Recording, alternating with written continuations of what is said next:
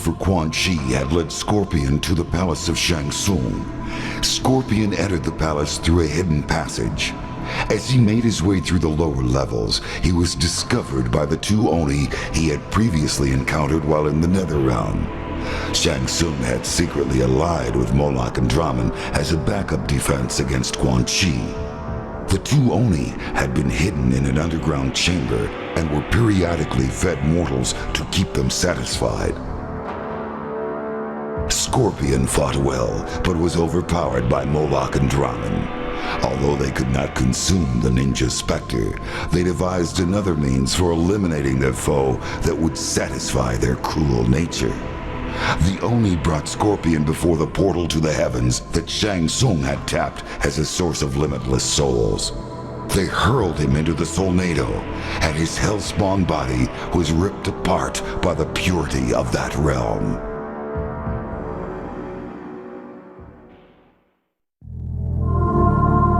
Li Mei had been promised that her people would be freed from enslavement if she could win the tournament held by the Deadly Alliance. Now that she had emerged victorious, the true purpose behind the tournament was finally revealed to her. Her soul would be the last one Shang Tsung needed to completely revive the Dragon King's lost army. Her people would never be freed, and Li Mei herself would remain trapped inside the mummified remains of a dead soldier, cursed to serve the Deadly Alliance forever.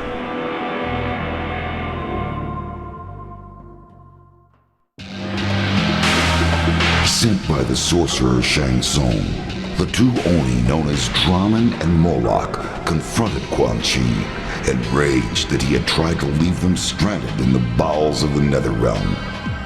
In the battle that ensued, Drammen leapt at Quan Chi, and both combatants stumbled into the inner sanctum chamber. Moments later, Drammen emerged from the chamber, altered from his previous form.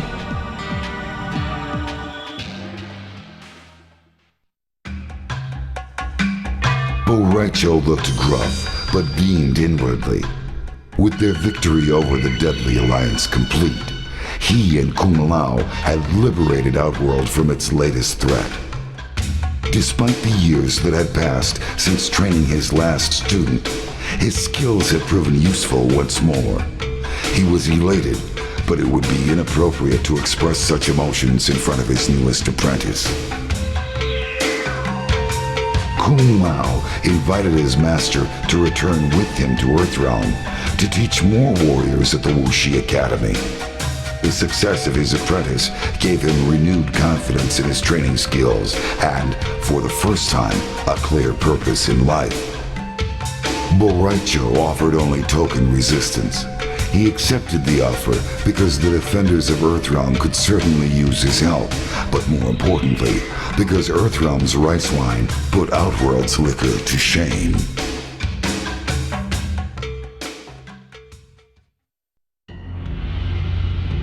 The Deadly Alliance was successful in reviving the mummified remains of the Dragon King's undefeatable army.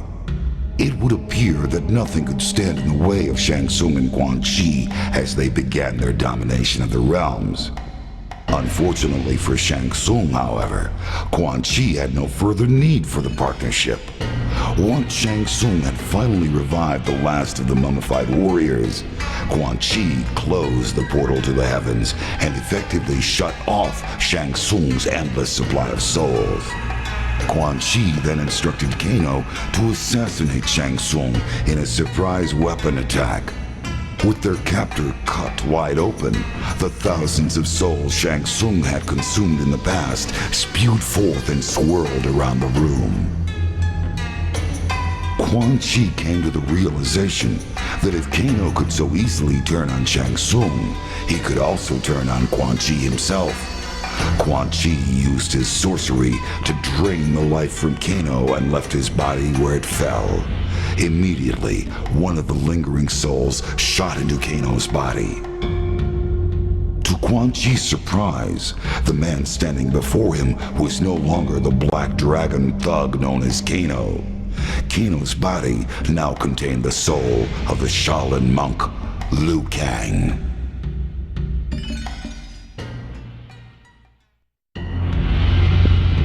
Kano and Soniya had fought before.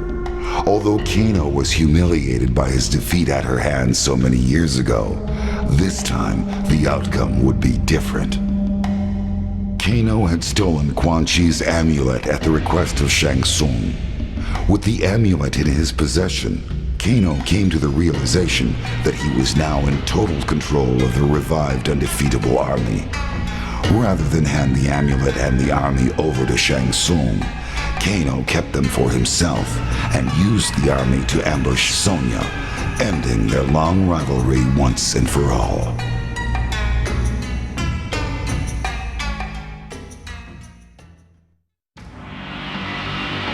The Deadly Alliance was successful in reviving the mummified remains of the Dragon King's undefeatable army. Shang Tsung, however, began to realize that his relevance in the partnership had evaporated once his talents for soul transplantation were no longer needed. The balance of power within the Deadly Alliance had seemingly been undone. Fearing betrayal, he secretly instructed Kano to steal Quan Chi's amulet in an attempt to gain control of the army. Since part of the soul transfer spell included the command to obey he who possesses the amulet, the army would obey only Shang Tsung and not Quan Chi once the amulet was in his possession. Amulet in hand, Shang Tsung revealed his betrayal to Quan Chi and commanded the army to destroy the sorcerer. Shang Tsung would succeed where others had failed. He would conquer the realms. He would conquer Earth.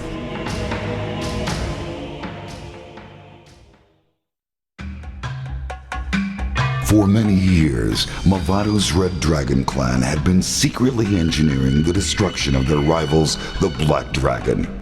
Through careful manipulation, Mavado had used the Special Forces to unwittingly aid them in this task.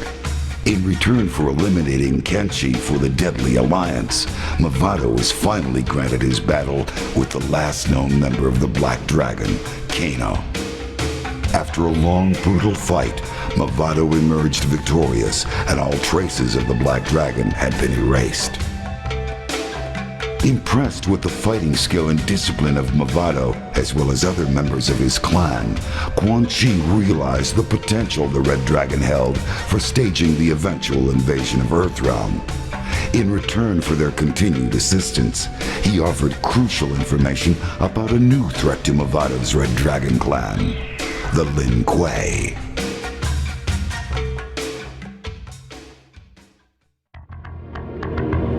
The enormous heat and pressure of the lava burned out Sairak's sensors almost immediately. He cast about blindly in the infernal pit, searching for the orb Nitara had sent him to locate.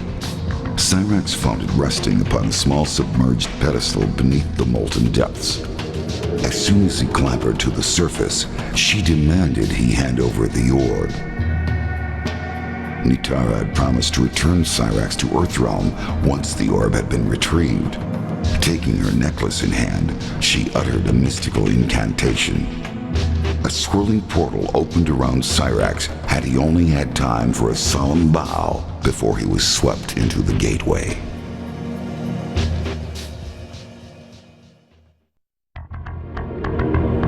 As they traveled back to the portal that would return them to Earthrealm, Sub-Zero revealed to Frost that she had been an integral part in the destruction of the Deadly Alliance, and that he was proud to have her as a member of the Lin Kuei clan. But unknown to Sub-Zero, Frost's true intention for joining the Lin Kuei was to become Grandmaster herself. She used her Ice Blast to temporarily immobilize him and rip the dragon medallion from his chest. As she held the medallion, she felt power surge through her body. Lacking the strength and discipline required to control the medallion's immense power, she was consumed by her own freezing ability.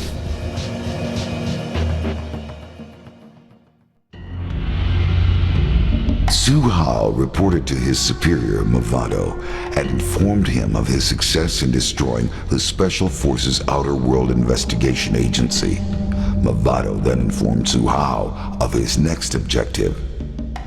It seemed that Quan Chi was proving to be a powerful ally and was willing to aid the Red Dragon in its quest for domination of Earth. In a show of good faith, Mafado agreed to destroy Quan Chi's enemies. The sorcerer suspected betrayal from Shang Tsung.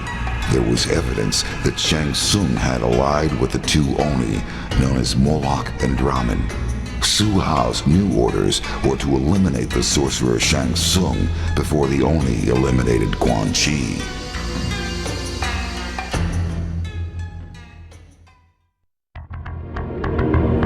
Keytana's longtime enemy Shao Kahn was dead, and the alliance between Shang Tsung and Quan Chi was defeated with the help of warriors from Earthrealm. Although there was peace once more throughout the realms, all was not right for Keytana.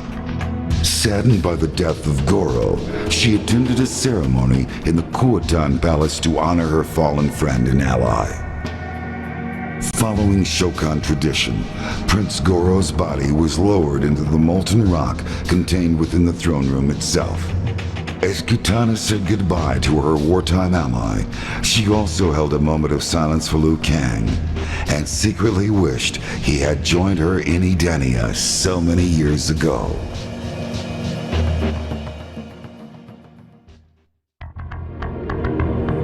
Jacks had a score to settle with the traitor he knew as Su Hao. Now revealed to be a member of the Red Dragon, Su Hao had infiltrated the Special Forces Outer World Investigation Agency and destroyed it with a miniature nuclear weapon. Making good on his promise, Jacks eventually caught up with Su Hao and ripped the implant from his chest in retribution. Su Hao died a most painful death.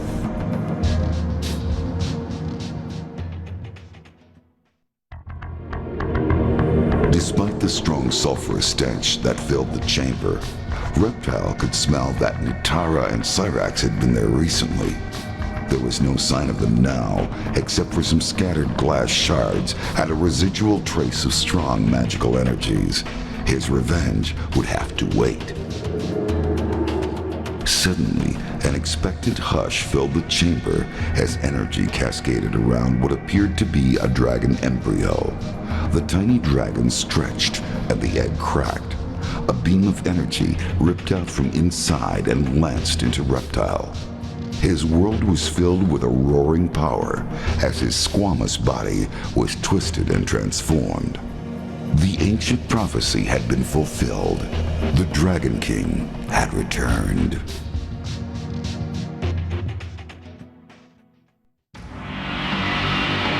Once again, the threat to Earthrealm has been vanquished.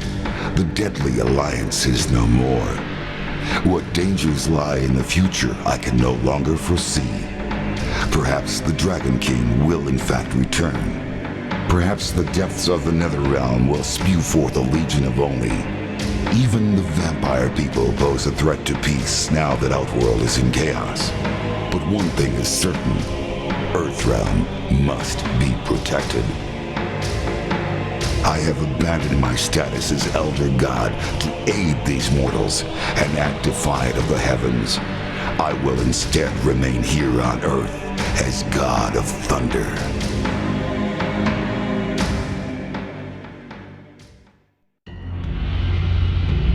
Rage fueled Kung Lao's thirst for revenge. The memory of holding his fellow monk's broken body on the Lei Tai of the Wuxi Academy grounds consumed him as he rained blow after blow down upon Shang Tsung. Kung Lao had finally mastered the attack Bo Raicho had taught him. The sorcerer could not withstand his whirlwind assault. Shang Tsung begged for mercy. Kung Lao granted him none. Upon his return to Earthrealm, Kung Lao stood before the modest shrine to Liu Kang, which had been erected by the Wuxi initiates during his absence in Outworld. He lit a stick of incense and placed it among the others already burning there. He bowed his head and prayed for safe passage to the afterlife for his friend and brother. With Shang Tsung's death, Liu Kang's spirit could rest peacefully. Earthrealm was safe once more, but at a terrible cost. The work of the White Lotus Society had become more important than ever.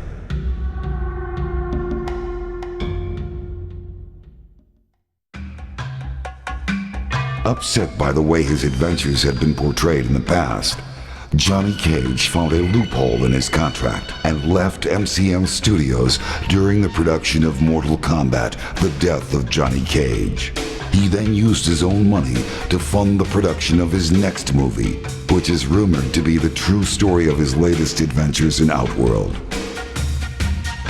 Mortal Kombat: Deadly Alliance broke all records in its first weekend in theaters and made Johnny Cage extremely wealthy. The movie told the true story of how Johnny Cage single-handedly saved the world from the threat of Quan Chi and Shang Tsung's Deadly Alliance.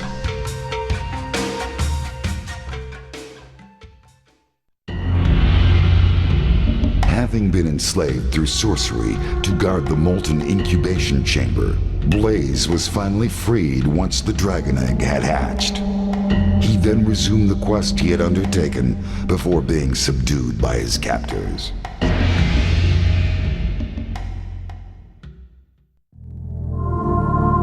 Keenchi had finally caught up with Shang Tsung in Outworld. Years ago, Keenchi had been manipulated into releasing the souls of his warrior ancestors.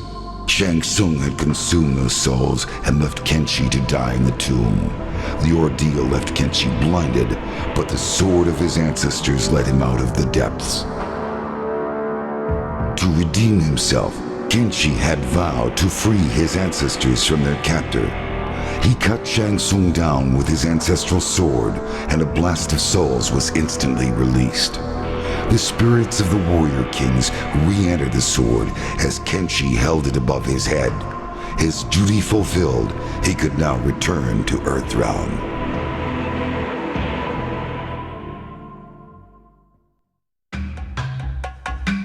After the destruction of the Deadly Alliance, Soniya searched for the missing Special Forces agent Keenchi. She finally discovered him, badly beaten and near death, apparently from hook-like wounds in his ribcage. She managed to return him to the rendezvous point where I transported them back to Earthrealm. Upon her return, Soniya was promoted to General and given a choice of command. She handpicked a team to deal with new terrorist threats located on Earth, while in Outworld, Special Agent Keenchi had learned of a new threat to peace. The Red Dragon had awakened.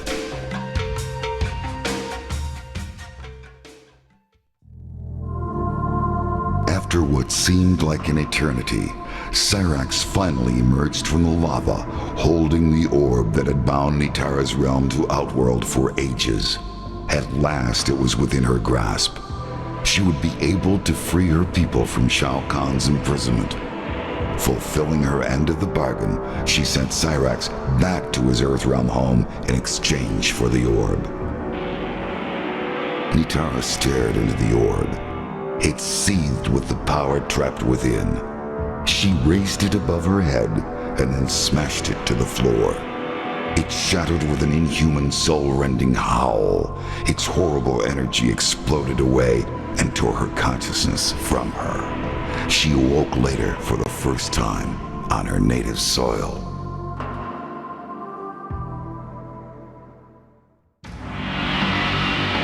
After defeating the Deadly Alliance, Sub-Zero returned to the new temple of the Lin Kuei with the severely injured ninja, Frost. A short time later, I visited the temple to commend him for his victory in Outworld and to express my gratitude for all his assistance.